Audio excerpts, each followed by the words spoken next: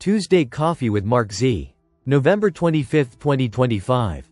Listen to the full version on the official dinarreport.com website and become our supporter on Patreon. Some highlights by PDK, not verbatim Mark's disclaimer. Please consider everything on this call as my opinion. People who take notes do not catch everything, and it's best to watch the video so that you get everything in context. Be sure to consult a professional for any financial decisions. Member. Good morning Mark, mods and all member. What are you hearing today Mark? MZ.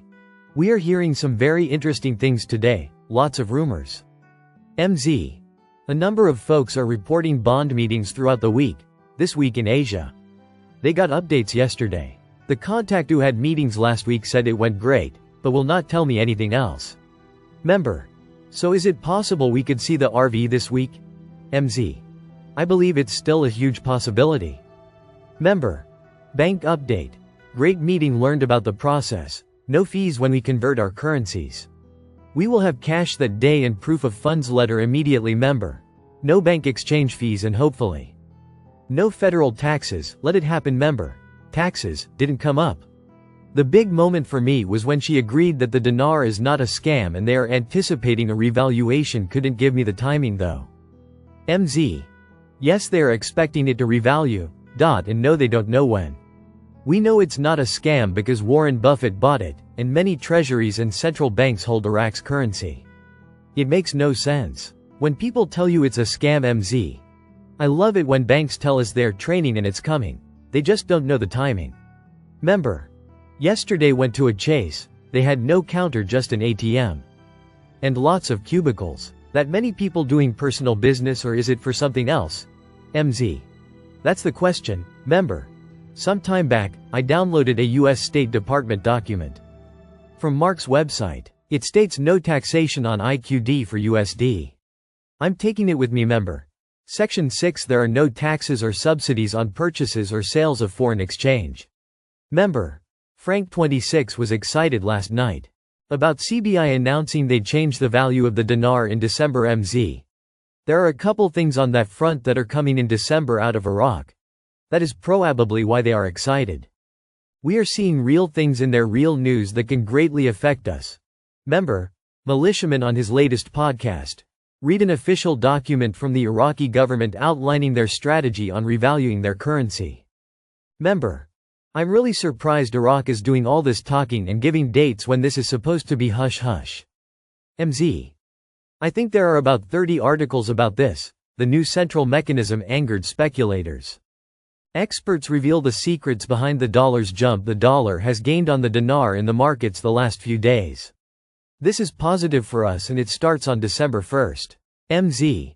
The decline of the dinar in the parallel market is linked to the implementation of a new mechanism under which no bank will be allowed to carry out any bank transfers starting on December 1st unless customs and duties are calculated in advance. MZ.